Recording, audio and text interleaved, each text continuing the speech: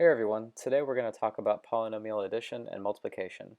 The main idea is that we essentially have these objects called polynomials, and the notions of addition and multiplication are defined and pretty easy to use.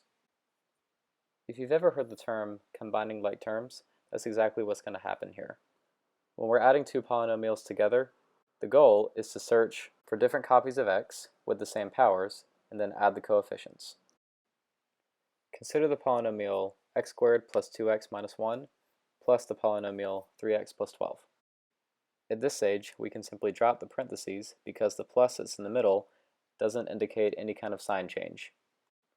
Once we drop, we're going to start looking for like terms. There's only one copy of x squared, so it's going to stay by itself.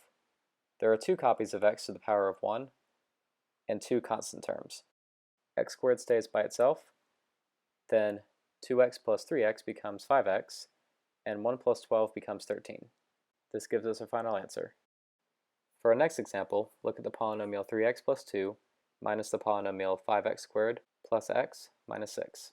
Following the order of operations, we need to distribute the negative 1 to the polynomial 5x squared plus x minus 6 before we drop the parentheses.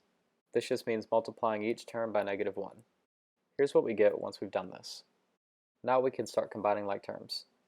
We have two copies of x squared, two constant terms, and one copy of x to the first. This gives us minus 2x squared minus x plus 8. We'll do some more examples here. And I'm also going to write these questions in a way that a textbook exercise or even an exam question might write them.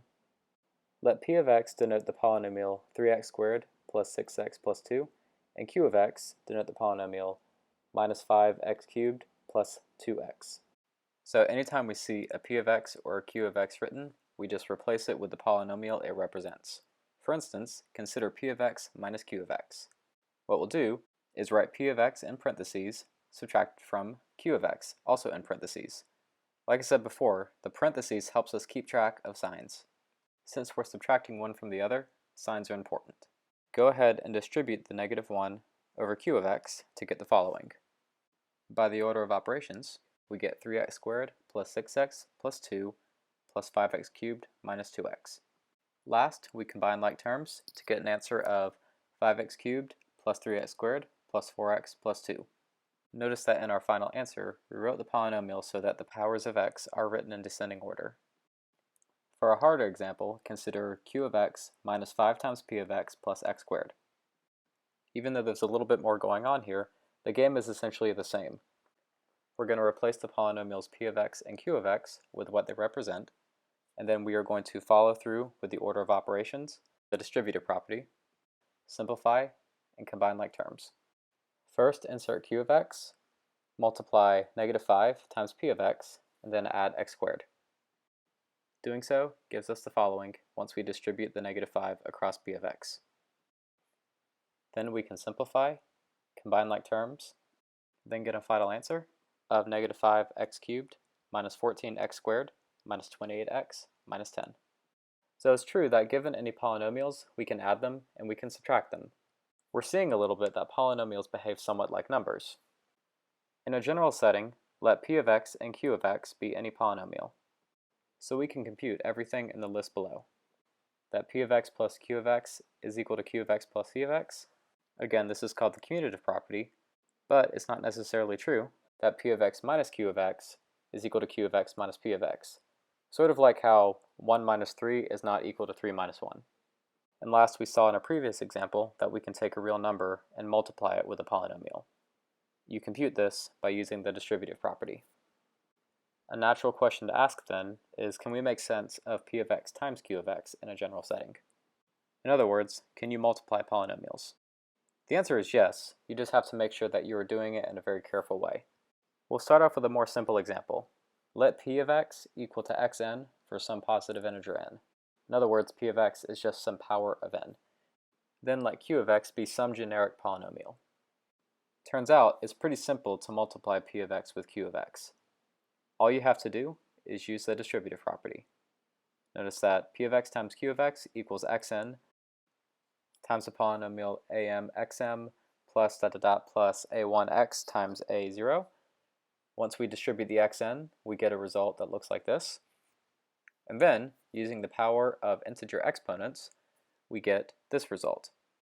This whole thing looks very general, so it's not a formula that you need to memorize. We are going to see some examples in the next slide. The whole point here is to see that when we want to talk about polynomial multiplication, it involves the distributive property to some extent. In this example, let q of x equal to 5x to the 7th plus 12x minus 3x squared. Now consider x to the 4th times q of x. First things first, replace q of x with the polynomial it represents. Next, begin distributing the x to the 4th to get the following. Just like in the last slide, we need to simplify the answer by adding the exponents properly. Doing so gives us 5x to the 11th plus 12x to the 5th minus 3x to the 6th. In our next example, consider 5x squared times q of x. We'll see that the process is exactly the same as above, even though there's a number here. Go ahead and replace q of x with the polynomial it represents, and then begin distributing the 5x squared to get the following. Next, we just have to simplify.